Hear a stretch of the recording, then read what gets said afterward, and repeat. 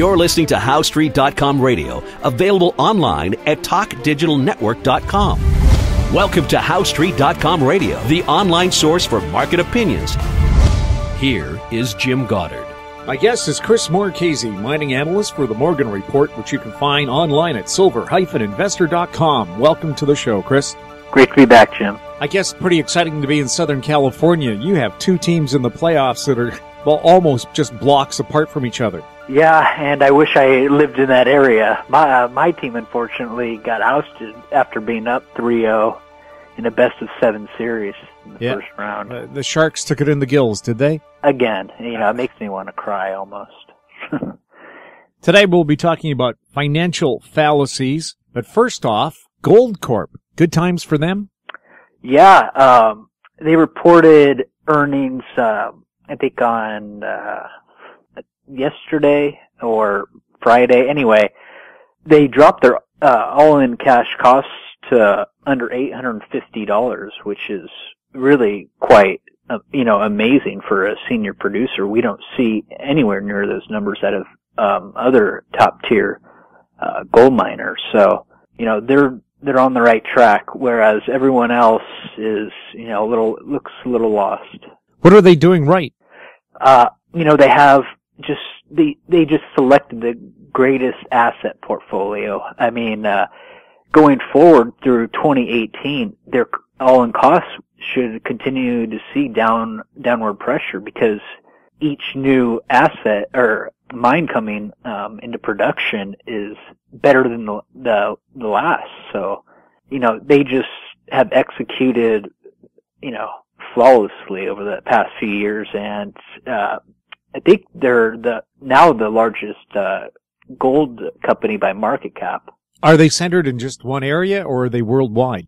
They have, actually, no, they're worldwide. They have some really good operations in Canada, notably the Red Lake, known for its high-grade deposits, Mexico, and they have a few others in Guatemala, Chile, and, they almost bought this other Canadian company, but they didn't want to overpay, which I thought was smart in Osisko Mining. And of course, here in Canada too, we have Barrick Gold that's facing a $6 billion class action suit because shareholders are claiming they weren't informed in a timely manner about all the different problems that they had developing their Pascua Lama mine in South America, where the locals didn't like the fact that all the water that they had locally would be used by the mine, and they've been on a drought for something like 2,000 years. Little things like that. So instead of costing around $3 billion to develop the mine, it's the last reported cost was $8.5 billion, but the real cost is probably $11 billion or more. So just because you're involved with gold doesn't mean it's good times for everybody. Oh, I know. And the sad thing is, I've heard from inside sources that Barrick doesn't have ownership over the mineral rights to a lot of Pascua Lama.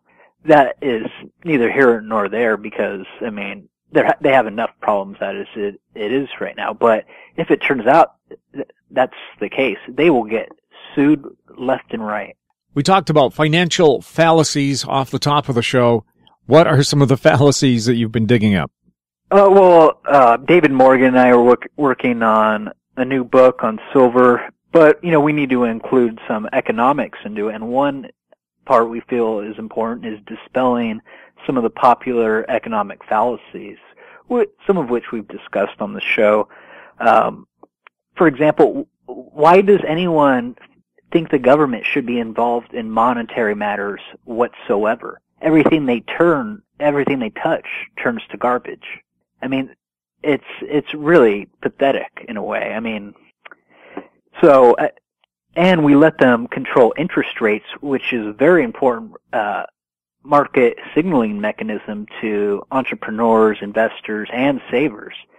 And so by keeping them artificially low, they're causing all kinds of malinvestment. They're causing people to be forced to consume, otherwise, they lose purchasing power by saving. And it makes it more difficult because you don't know whether to invest in the structure of production furthest away from an end product or close to an end product. So, I mean, they think that they can engineer the economy. But look at their track record. It's beyond horrible. I mean, I could do it and just spout out numbers and probably have a better record than they do. Well, you talked about the government trying to interfere with the free market. Our former late finance minister now called the Bank of Montreal and asked them, please do not lower interest rates again. I think for mortgages, I want higher interest rates for mortgages. Well, publicly they said, yeah, we're not going to listen to them, but they did do it anyway. But now everybody's lowered their rates again, and the guy's not around to phone them anymore.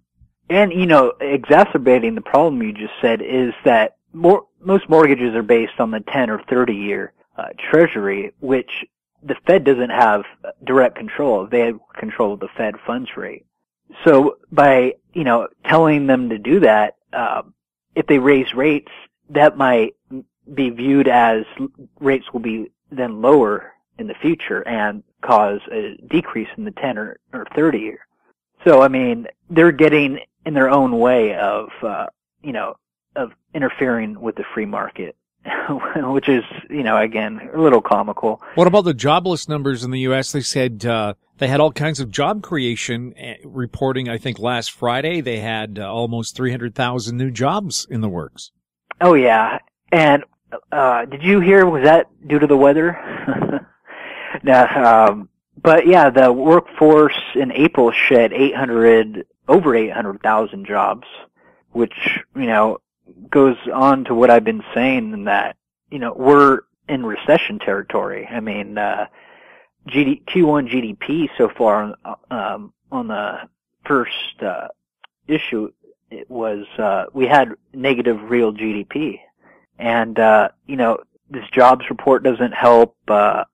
Yes, the unemployment rate fell to 6.3%, but so did the labor participation rate. It hasn't been this low since the mid-'70s. Trade deficit remains elevated, over $40 billion.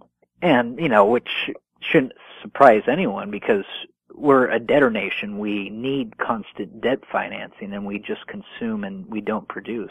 The government has enacted, such heavy regulation that we can't be competitive. And, it's sad that these people are given so much power, but so clueless about everything. What about the real jobless rates?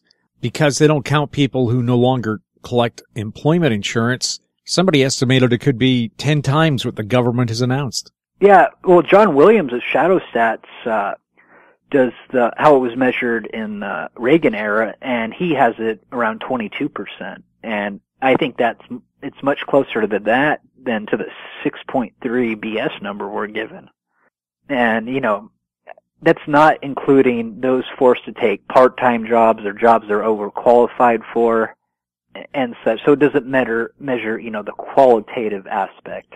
Yeah, it used to be immigrant PhDs who were driving taxis. Now it's your domestic PhDs driving taxis. Yeah, really. And, it's sad that it's come to this. And, the U.S. really seems to be leading the way in terms of trying to not create jobs. Even though they've claimed that QE was to spur economic activity, keep interest rates low, but it's just been to keep the banks solvent. And, I don't think they're any more delevered as, was the popular term, in 2008, 2009. Anything else interesting you dug up while researching this book that you and Michael Morgan are working on? Yeah, there's quite a bit.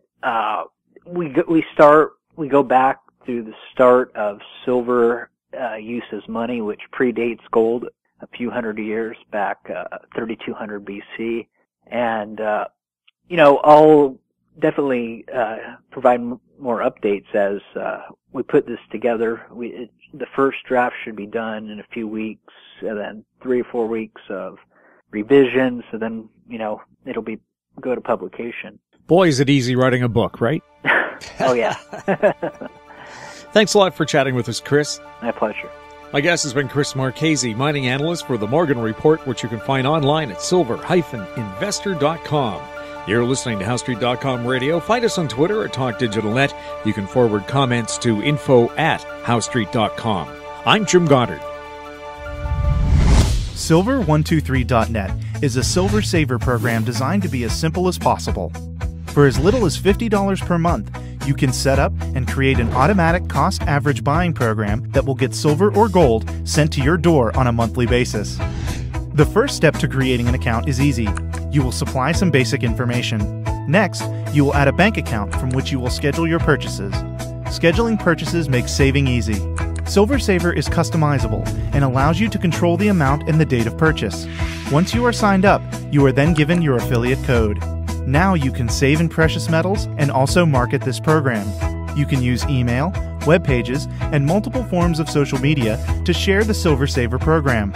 Silver Saver will reward you generously with physical silver or gold whenever someone you refer becomes a saver. Silver Saver not only provides you with a share code, but also allows you to place your own banner ad on a website of your own. Silver Saver is one of the best ways to start saving and accumulating gold or silver, especially at these levels. Visit silver123.net and start saving today.